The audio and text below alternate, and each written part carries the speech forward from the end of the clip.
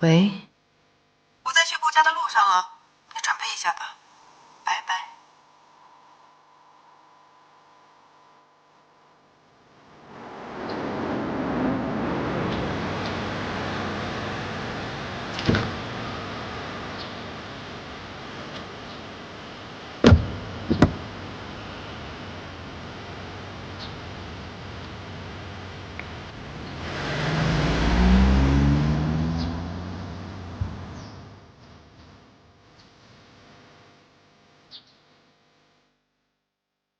贺锦熙终于回来了，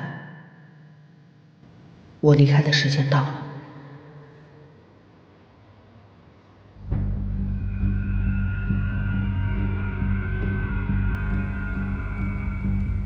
表妹，好久不见，我好想你啊！